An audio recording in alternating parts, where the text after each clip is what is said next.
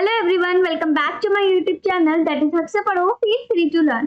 जैसे कि आप सभी को पता है कि हमने पुरानी वाली वीडियो में स्टैटिस्टिक्स के बिल्कुल बेसिक पार्ट को कवर किया था, क्योंकि हम इसको स्क्रैच से डिस्कस कर रहे हैं। इसके बारे में ये पढ़ा था हमने कि क्या से ये ओरिजिन हुआ है, इसकी फीचर्स क्या क्या होते हैं, और इसमें हमने ब्रांचेस को कवर किया था जो हमारी होती है डिस्क्रिप्टिव एंड इन्फ्रेंशियल स्टैटिस्टिक्स। जिन बच्चों ने पुरानी वाली वीडियो कवर नहीं करी है, सबसे पहले आप वो वाली वीडियो कवर कर लीजिएगा, जिससे कि आपको आज वाली वीडियो बहुत इजीली समझ आ जाए।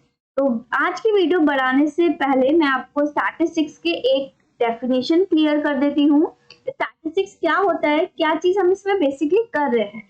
इसमें हम क्वांटिटेटिव फैक्ट्स को रिकॉर्ड करते हैं। क्वांटिटेटिव क्या चीज होती है, जो हमारे नंबर से डील कर रहा है, राइट, जिसमें हम क्वांटिफाई कर पा रहे हैं, मेजर कर पा रहे हैं। ठीक है, ऐसी चीजें जो क्वालिटेटिव इन नेचर होती है वो स्टैटिस्टिक्स में नहीं आती है। एग्जांपल, आप कितने अच्छे हैं, आप ऑनेस्ट हैं, आपकी कितनी एफिशिएंसी निकल के आती है जब आप कोई भी वर्क करते हो, ऐसे स्टेटमेंट्स की स्टैटिस्टिक्स में कोई जगह नहीं है, बल्कि उन चीजों की जगह होती है जिसमें नंबर्स आ जाते हैं, क्वांटिटी आ जाती है। जैसे मैं कहूँ 15 बच्चों के मैंने मार्क्स कलेक्ट करे ओवरऑल, कि कितने बच्चे टॉप कर रहे हैं हमारे ओवरऑल स्कूल में देख रही हूँ मैं, तो उन बच्चों के मैं जब मैं मार्क्स कलेक्ट करने जा रही हूँ तो वो स्टैटिस्टिक्स का पार्ट बनेगा।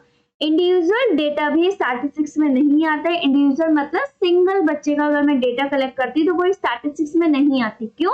क्योंकि मैं उससे ना तो कंपेयर कर सकती, ना ही मैं उसके बेसिस पे फर्दर कोई कंक्लूजन्स निकाल सकती हूँ, राइट। तो स्टैटिस्टिक्स में क्या करते हैं, क्वांटिटेटिव फैक्ट्स को रिकॉर्ड करते हैं। वो भी कैसे फैक्ट्स होने चाहिए, एग्रीगेट होना चाहिए, कलेक्शन होना चाहिए, जिसके बेसिस पे हम फर्दर वर्क कर सकें। ठीक है, तो आज हम आगे बढ़ते हैं और फंक्शंस को डिस्कस करते हैं। ये मैंने आपको एक चार्ट प्रोवाइड करा है जिसमें सारे ही फंक्शंस इंक्लूड करे गए हैं। इसको हम वन बाय वन डिस्कस करते हैं डिटेल में। सबसे पहला फंक्शन क्या होता है स्टैटिस्टिक्स का, प्रिसाइजनेस एंड डेफिनेट। मैं कहूंगी ये स्टैटिस्टिक्स एक ऐसा टूल है जहां पे वो कॉम्प्लेक्स डेटा को भी हमें प्रिसाइज फॉर्म में करके देता है। कैसे करके देता है वो, by using the facts and figures. Facts and figures हो जाती है तभी तो हम इजीली समझ पाते हैं, अंडरस्टैंड कर पाते हैं, कन्विंस करा पाती हूँ मैं आपको, है ना।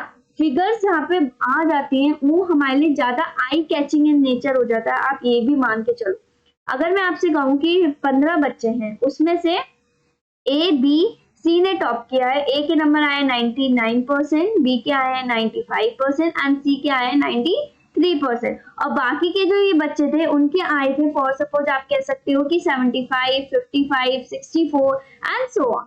तो इस हिसाब से मैं आपसे कहूंगी ए ने बहुत ज्यादा मेहनत करी होगी, बहुत ज्यादा हार्ड वर्क करा होगा, तभी वो शायद 99% मार्क्स अचीव कर पाया।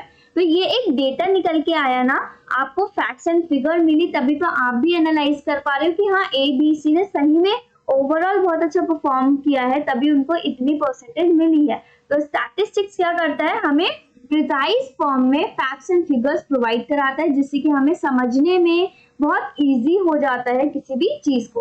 आप कॉम्प्लिकेटेड स्टेटमेंट्स लिखोगे आपको नहीं समझ आएगा, लेकिन जहाँ पे आप नंबर्स इंक्लूड कर लोगे वो आपको समझना बहुत इजी हो जाएगा। एक एग्जांपल और देती हूँ, जैसे कि हमारी इंडिया में कॉफी का प्रोडक्शन 2021 और 2020 में कितना हुआ था, 334 हुआ है, ठीक है। और एक साल पहले की बात करूं तो कितना हुआ है, 298। अभी 334 2021 में, एंड 20 की बात करूं तो मैं 298। आप देख रहे हो ये क्या हो रहा है भाई, इंक्रीज हो रहा है। कितने से इंक्रीज हो रहा है, 36 से इंक्रीज हो रहा है ना। तो ये क्या है, अगर मैंने यहाँ पे आपको डेटा प्रोवाइड किया तो आपको समझ आ रहा है कि ठीक है भाई, सीरियसली हमारी जो इंडिया है वहां पे प्रोडक्शन जो है कॉफी का वो इंक्रीज हो रहा है। अगर मैं सिंपली आपसे कह देती कि production of coffee in India is increasing, तो क्या इतना ज्यादा ये कन्विंसिंग लग रहा है? नहीं। जब मैं आपको फैक्ट्स एंड फिगर प्रोवाइड करा के दे रही हूँ, आप कह सकते हो प्रूफ प्रोवाइड करा रही हूँ, तो आपको ज्यादा यकीन हो पा रहा है और समझ भी इजीली आ जा रहा है कि ठीक है इट इज इंक्रीजिंग।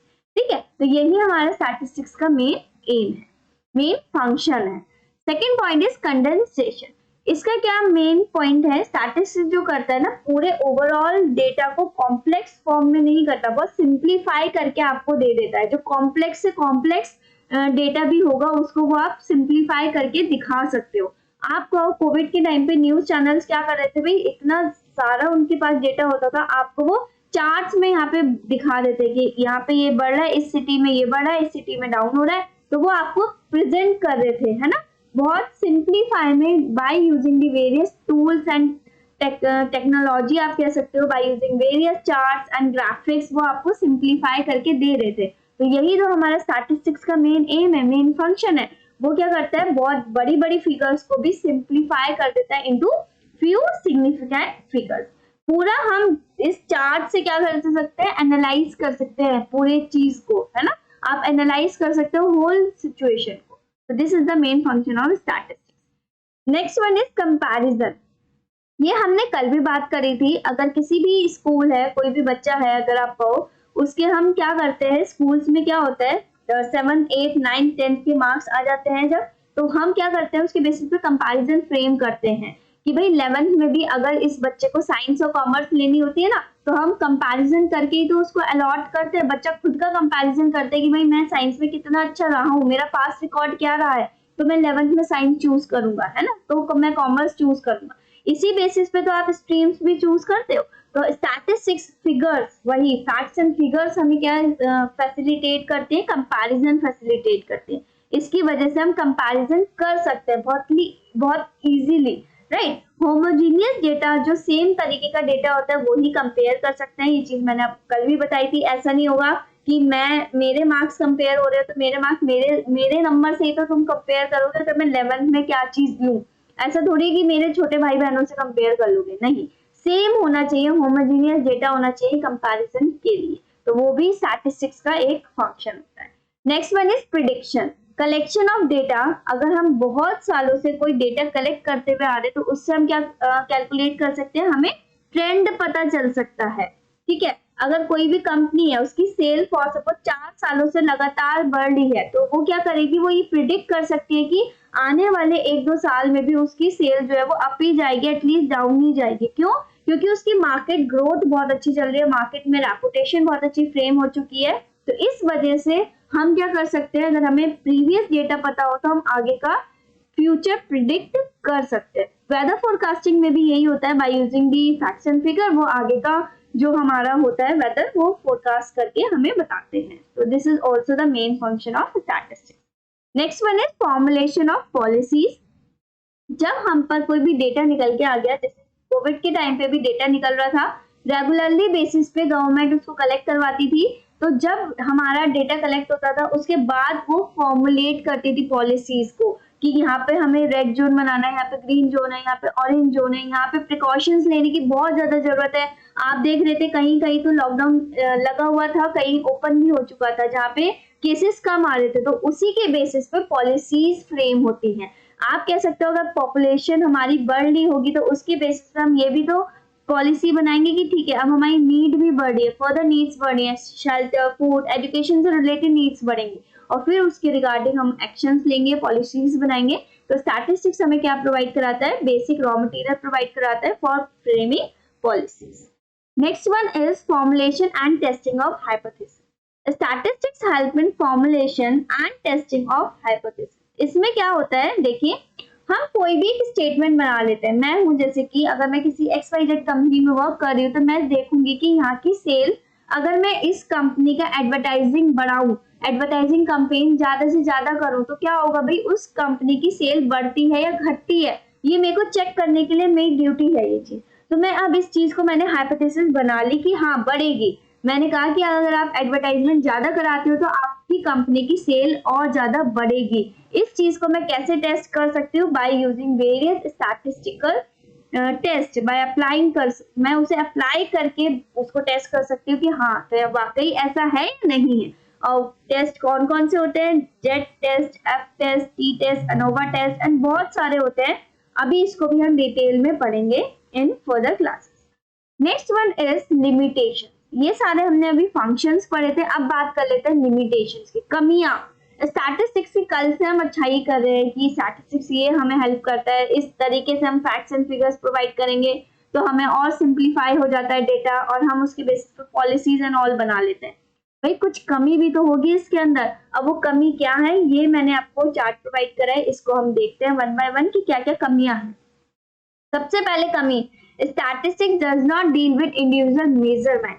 स्टैटिस्टिक्स के अंदर अभी मैंने आपको बताया क्या आता है भाई, एग्रीगेट्स के बारे में बात कर रहे होंगे हम, कलेक्टिवली, टोटल। भाई मैं एक बंदे का डेटा लेकर नहीं कहूंगी कि ये स्टैटिस्टिक्स है।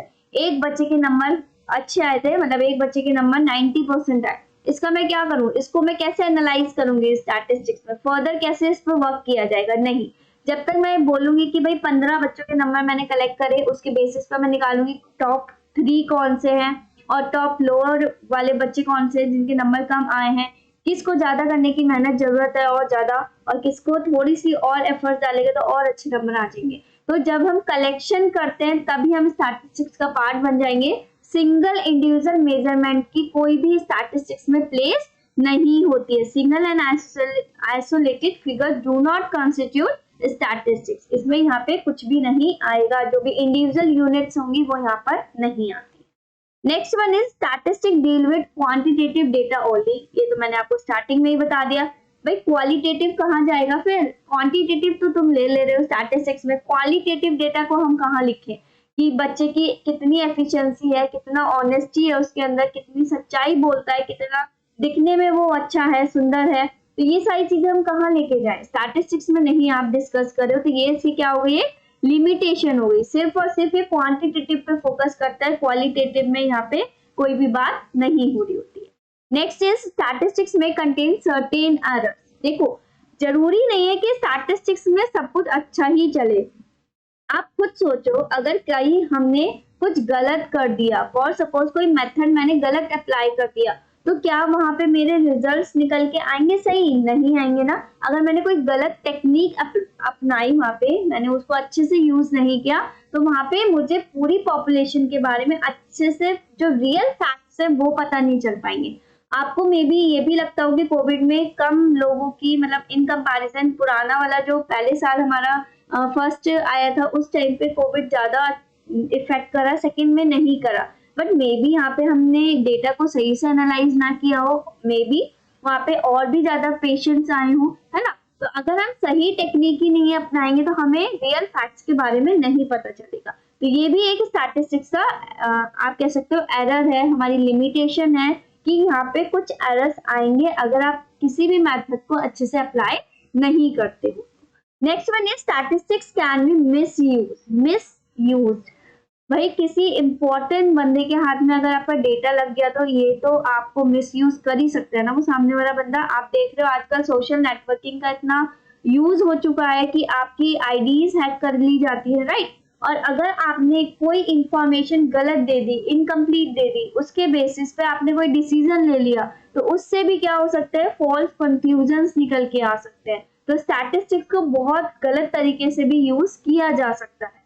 अगर हमें एक बहुत सेंसिबल कंक्लूजन पे पहुंचना है तो वहां पे किस चीज की रिक्वायरमेंट है, बहुत एक्सपीरियंस एंड स्किल्स की नीड होती है अगर आपको इफेक्टिव कंक्लूजन पे निकल के आना है।